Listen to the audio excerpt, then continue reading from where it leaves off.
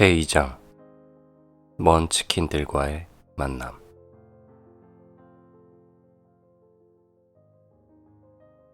도로시는 급작스럽고 위험한 충격 때문에 잠에서 깼다. 만약 도로시가 푹신한 침대에 누워있지 않았다면 크게 위험했을 것이다. 그 충격으로 도로시는 숨이 턱 막혔고 무슨 일이 일어났는지 궁금했다. 토토는 차가운 작은 코를 도로시의 얼굴에 파묻고 불안한 듯 낑낑거렸다.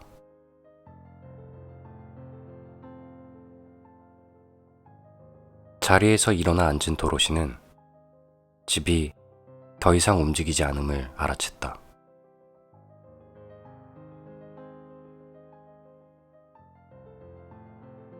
창문을 통해 들어온 작은 방을 가득 채운 밝은 햇살 때문에 집은 더 이상 어둡지 않았다.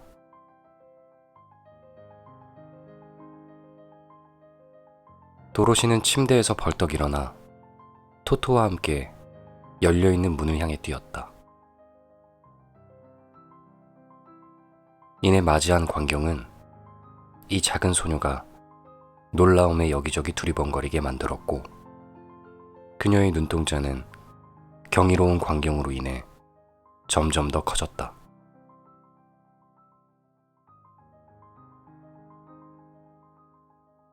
회오리 바람은 도로시를 신기할 정도로 아름다운 땅에 아주 부드럽게 내려놓은 것이다. 그곳에는 풍성하고 달콤한 열매를 가진 우람한 나무들과 멋진 잔디밭이 펼쳐져 있었다.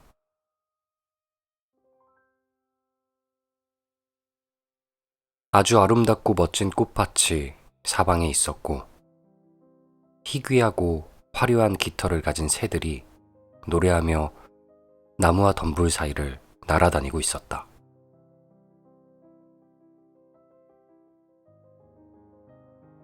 조금 떨어진 곳에서는 초록빛 둑 사이로 반짝이는 작은 시냇물이 흘러가며 건조한 회색빛 대평원에서 오랫동안 살아온 작은 소녀에게 아주 기꺼운 목소리로 속삭여 주었다.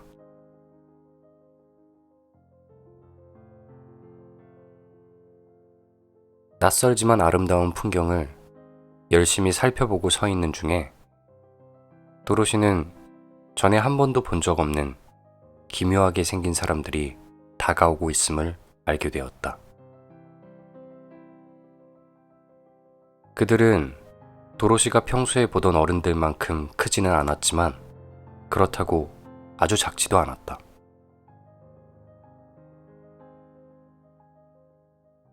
그들은 그 나이대의 아이들 중 키가 큰 편인 도로시의 키 정도 돼 보였지만 나이는 더 많이 들어 보였다.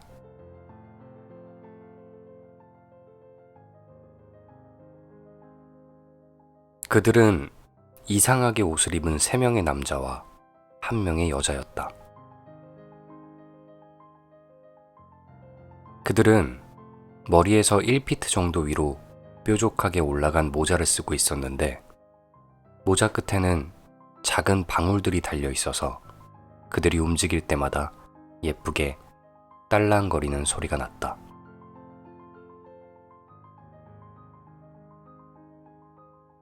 남자의 모자는 파란색이었고 여자는 하얀색 모자와 함께 어깨부터 주름이 늘어져 있는 하얀 가운을 입고 있었다.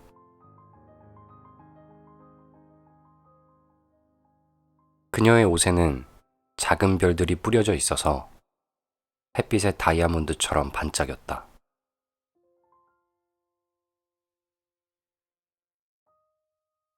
남자들은 모자와 같은 색인 파란 옷을 입었고 잘 닦여 반짝거리는 파란색 부츠를 신고 있었다. 도로시가 생각하기에 남자들은 헨리 아저씨 정도의 나이로 보였고 그중 2명은 수염을 기르고 있었다. 하지만 조그만 여자는 의심할 여지 없이 그들보다 더 나이가 많아 보였다. 그녀의 얼굴에는 주름살이 가득했고 머리칼은 거의 흰색이었으며 걸음걸이는 좀 뻣뻣했다. 그들이 집 가까이 다가왔을 때 도로시는 문가에 서 있었다.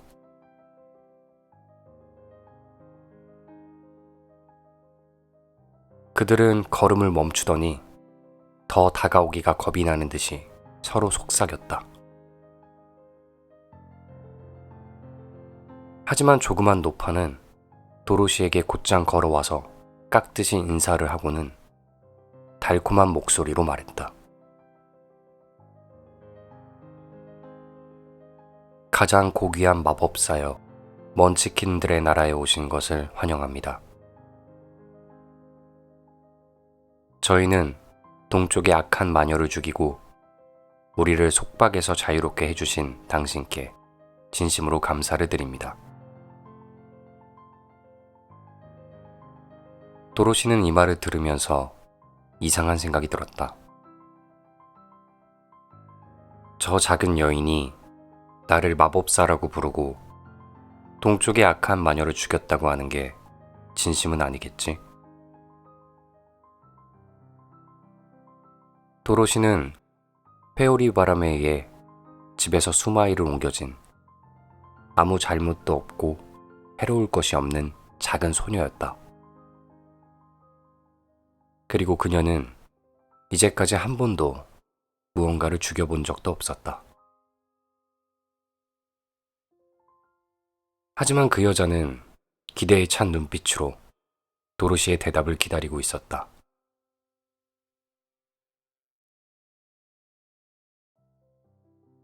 그래서 도로시는 주저하면서 말했다. 친절히 대해주셔서 감사합니다. 하지만 뭔가 오해가 있는 것 같아요. 난 아무것도 죽이지 않았어요. 그러자 조그만 여인이 웃으며 대답했다. 당신의 집이 그랬지만 어쨌든 같은 거죠. 보세요. 그녀는 집의 한 모퉁이를 가리키며 계속해서 말했다. 저기 나무 기둥 아래로 악한 마녀의 두 발이 튀어나와 있네요. 도로시는 그것을 보고 깜짝 놀라서 작은 비명을 질렀다. 집 모퉁이의 커다란 기둥 밑에 정말로 끝이 뾰족한 은색 구두를 신은 두 발이 불쑥 튀어나와 있었다.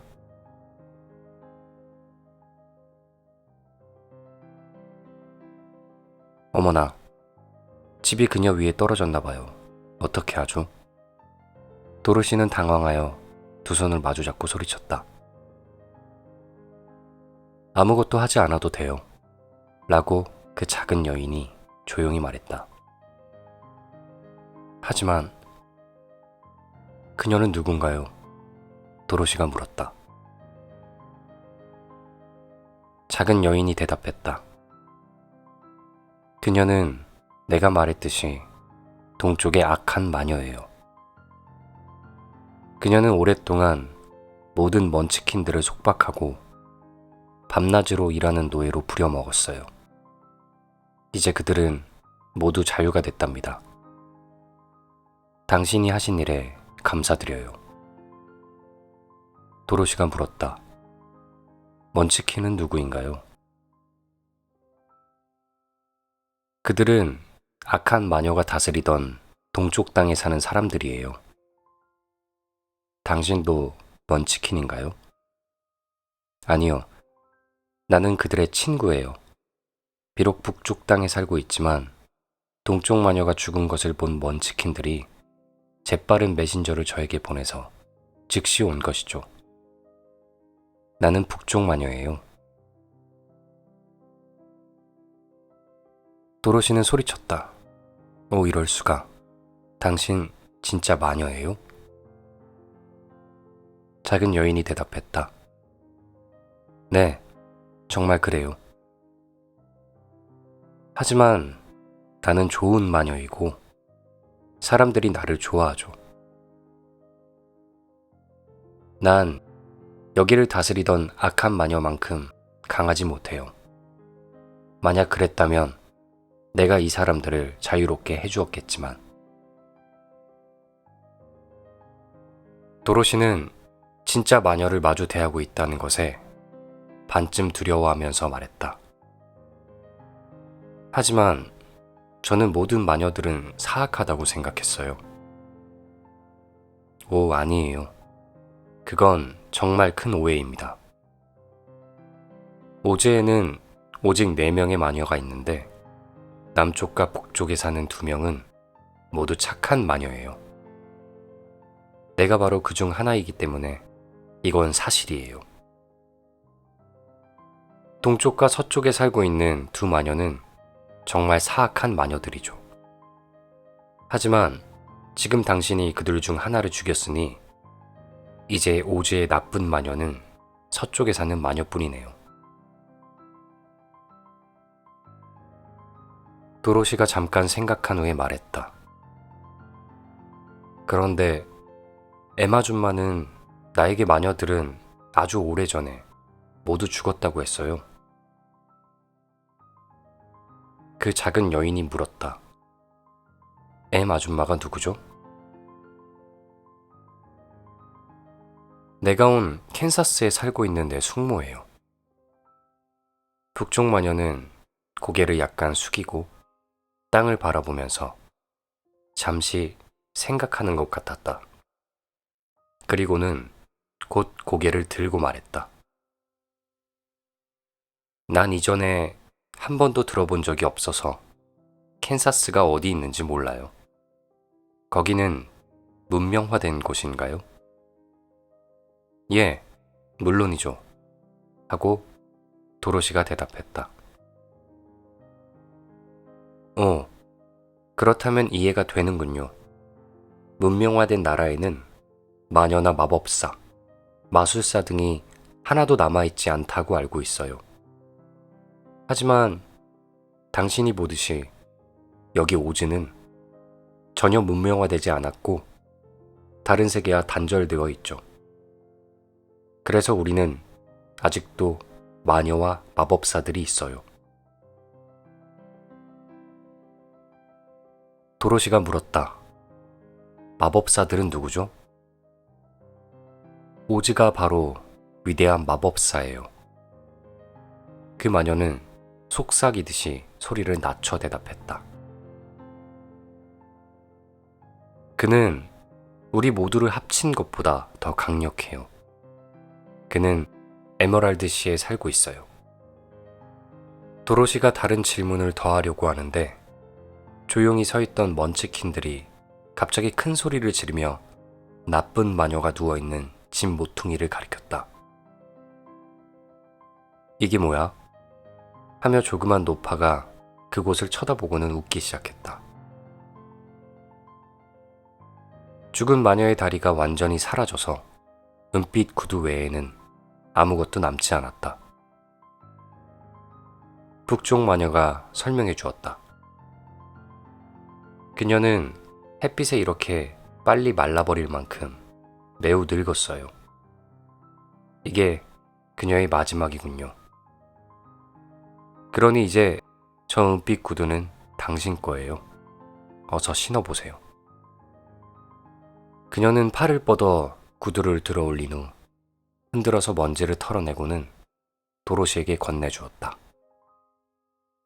먼치킨 중 한 명이 말했다. 동쪽 마녀는 그 은빛 구두를 매우 자랑스러워했죠. 어떤 마법이 구두에 담겨 있어요. 하지만 우리는 그게 무엇인지 전혀 몰라요. 도로시는 구두를 집안에 가지고 들어가 테이블 위에 두었다. 그리고는 다시 먼치킨들에게 돌아와서 말했다. 나는 정말 아줌마와 아저씨에게 돌아가고 싶어요. 그분들은 분명히 날 걱정하고 계실 거예요. 돌아갈 길을 찾을 수 있게 도와주시겠어요? 그러자 먼치킨들과 마녀는 서로 얼굴을 쳐다보더니 다시 도로시를 보며 그들의 머리를 흔들었다.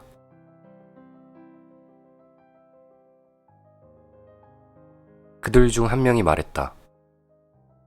동쪽으로 여기서 멀지 않은 곳에 거대한 사막이 있는데 거기를 건너가려던 사람 중에 아무도 살아남지 못했어요. 다른 한 명이 말했다. 남쪽도 마찬가지예요. 제가 그곳에 가서 본 적이 있는데 남쪽은 쿼들링들의 나라죠.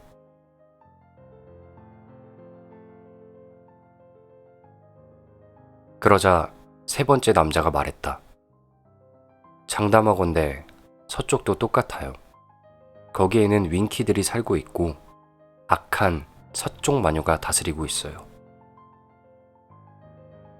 당신이 그곳을 지나가려고 하면 그녀는 당신을 노예로 삼으려고 할 거예요.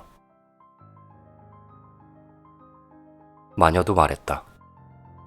내가 북쪽에 살지만 거기에도 오즈를 둘러싸고 있는 거대한 사막이 있어요. 정말 안 됐지만 여기서 우리와 함께 살아야 할 것 같네요.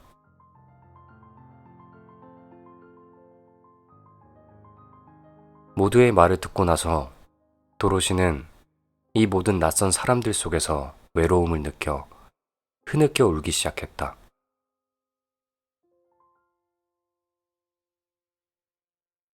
도로시의 눈물은 마음 착한 먼치킨들을 슬프게 만들었고 그들은 즉시 손수건을 꺼내들고 함께 울기 시작했다.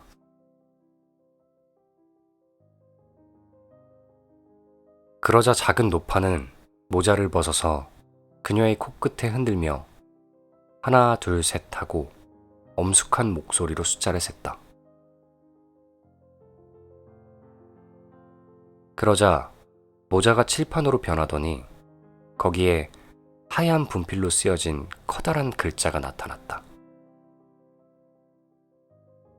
도로시를 에메랄드시로 보내라. 작은 노파는 코앞에 있는 칠판을 집어들고 거기에 쓰여 있는 것을 읽고는 물었다. 아가씨 이름이 도로시인가요? 예, 하고 도로시는 얼굴을 들고 눈물을 닦으며 말했다.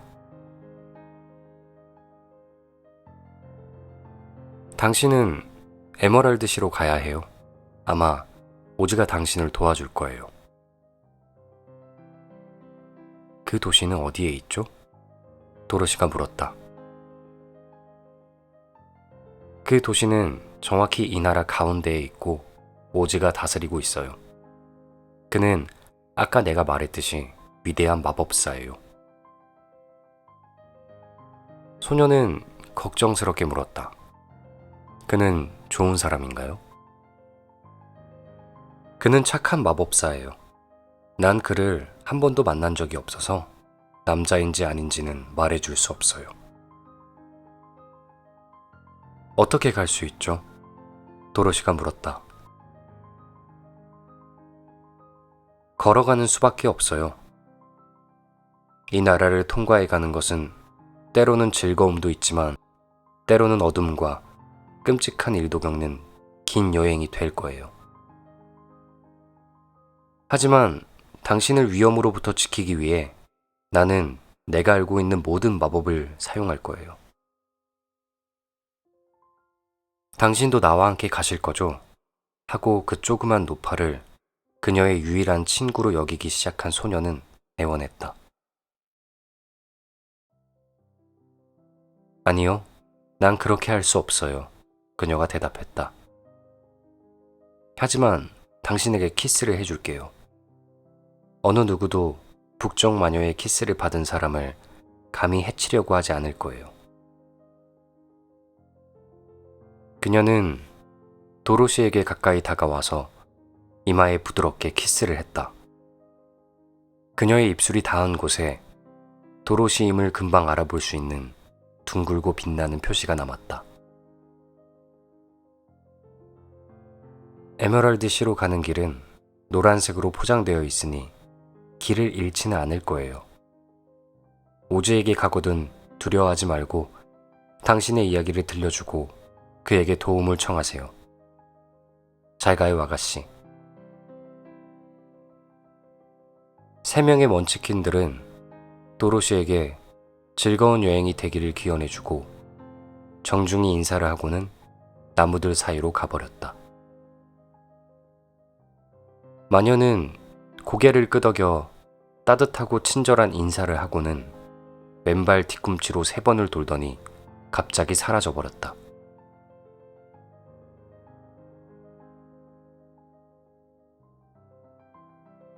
마녀가 있는 동안에는 두려워서 그저 으르렁거릴 뿐이었던 토토는 그녀가 사라진 후 너무 놀랐는지 오랫동안 크게 지저댔다.